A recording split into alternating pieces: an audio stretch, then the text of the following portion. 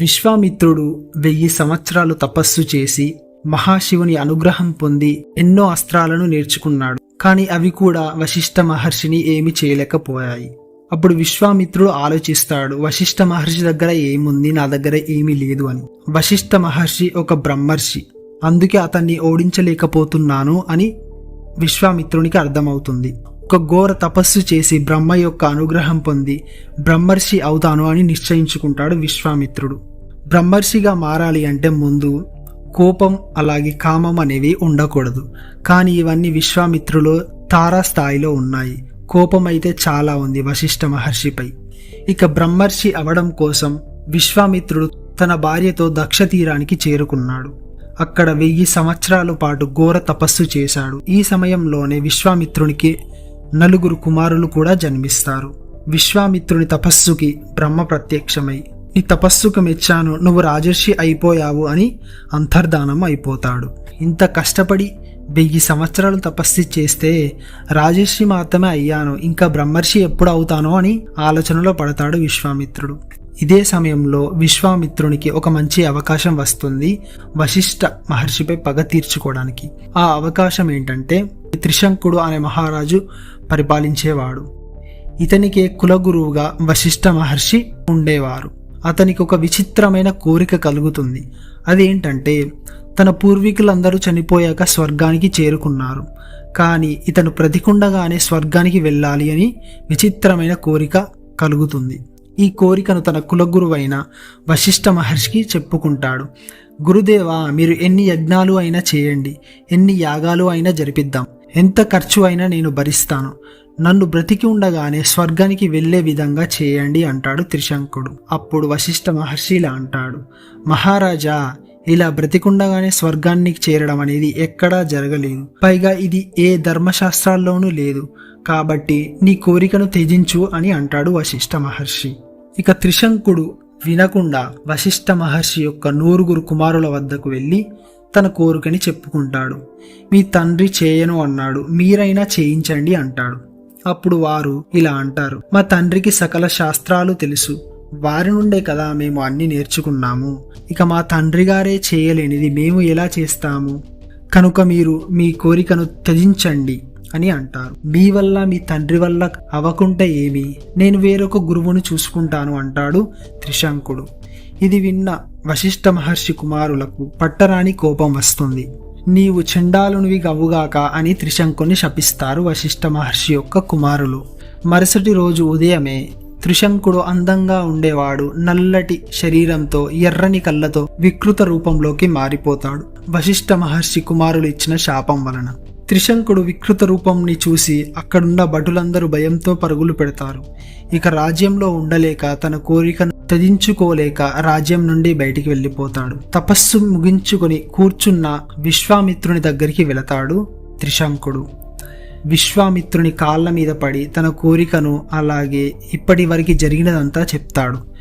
విశ్వామిత్రుడు వశిష్ఠునిపై పగ తీసుకోవడానికి ఇది ఒక మంచి అవకాశంలా భావిస్తాడు.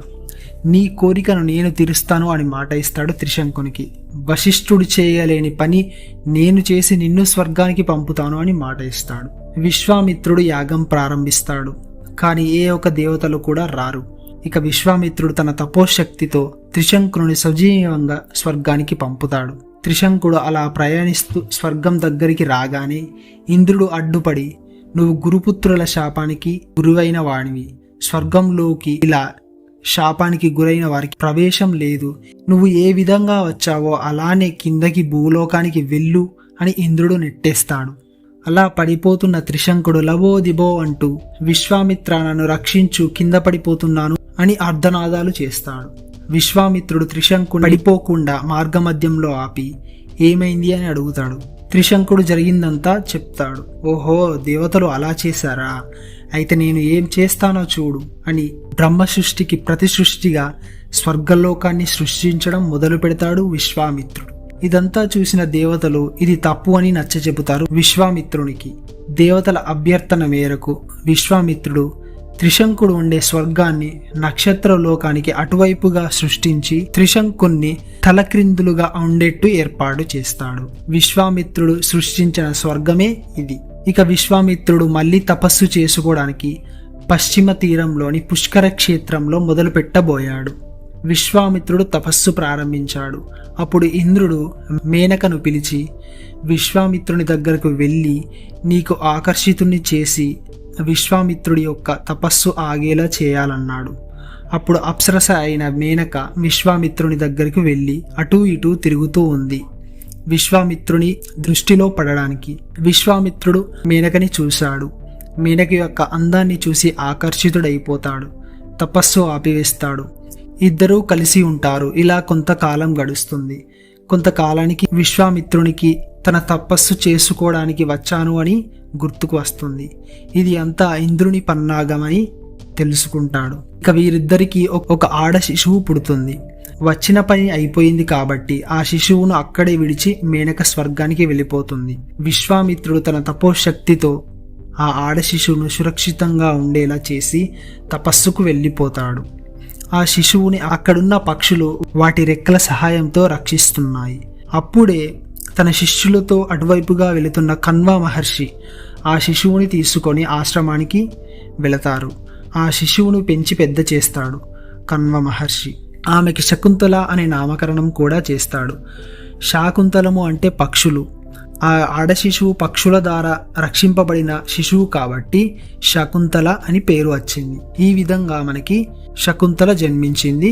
కణ్వ మహర్షి ఆశ్రమంలో పెరిగింది. కానీ శకుంతల పుట్టింది మేనకకు అలాగే విశ్వామిత్రునికి. ఇక విశ్వామిత్రుడు 1000 సంవత్సరాలు ఘోర తపస్సు చేస్తాడు. ఈ ఘోర తపస్సుకి బ్రహ్మ ప్రత్యక్షమవుతాడు. ప్రసన్నుడైన బ్రహ్మదేవుడు విశ్వామిత్ర నువ్వు మహర్షి అయ్యావు అంటాడు. విశ్వామిత్రుడు ఈసారి బాధపడలేదు, అలాగని ఆనందించను లేదు. విశ్వామిత్రుడు మళ్ళీ ఘోరాతి ఘోరమైన తపస్సు చేయడం ప్రారంభించాడు. అతను చేస్తున్న తపస్సుకి కంగారు పడిపోయిన ఇంద్రుడు మళ్ళీ రంభ అనే అప్సరసను పంపుతాడు తపస్సును ఆపడానికి. రంభ అక్కడికి వెళ్ళగానే ఆ ప్రదేశం అంతా వసంత ఋతువులా మారిపోతుంది. ఇది గమనించిన విశ్వామిత్రుడు ఇది ఇంద్రుని యొక్క మాయ అని గ్రహించి రంభకు శాపం పెడతాడు. ఇక విశ్వామిత్రుడు తూర్పు తీరానికి తపస్సు చేసుకోవడానికి వెళ్తాడు. విశ్వామిత్రుడు ఘోర తపస్సు ప్రారంభించాడు. 1000 సంవత్సరాలు నిద్రాహారాలు మానేసి తపస్సు చేస్తున్నాడు. విశ్వామిత్రుని శరీరం పుల్లలాగా మారింది. అలా పుల్లలాగా మారిన శరీరాన్ని కాపాడుకోవడానికి విశ్వామిత్రుడు కొంత ఆహారాన్ని తినబోతుండగా ఇంద్రుడు ఒక బ్రాహ్మణ వేషంలో వచ్చి భిక్షం అడుగుతాడు. వచ్చిన వారు ఇంద్రుడు అని గ్రహించిన విశ్వామిత్రుడు తను తినబోయే ఆహారాన్ని ఇంద్రునికి ఇస్తాడు. మళ్ళీ తపస్సు ప్రారంభిస్తాడు. అప్పుడు విశ్వామిత్రుడు బ్రహ్మస్థానం నుండి పొగ వెలువడి లోకాలను కప్పేస్తుంది. అప్పుడు బ్రహ్మ మరియు ఇతర దేవతలు వచ్చి కౌశిక బ్రహ్మర్షి అని పిలుస్తారు. మనకి తెలుసు కదా కౌశికుడు అంటే విశ్వామిత్రుడు. ఇక విశ్వామిత్రుడు బ్రహ్మర్షి అయిపోయాడు అని సంతోషించి బ్రహ్మను ఒక కోరిక కోరతాడు.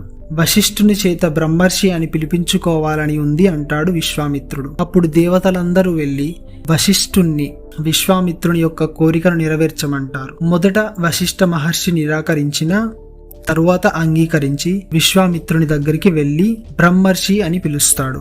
అందుకు విశ్వామిత్రుడు ఎంతో సంతోషిస్తాడు. వశిష్ఠ మహర్షికి చేసిన నష్టాలకు గాను క్షమించమని విశ్వామిత్రుడు కోరతాడు. విశ్వామిత్ర నువ్వు క్షత్రుడు అయిన నీవు కామ క్రోధాలను జయించి బ్రహ్మర్షి అయ్యావు.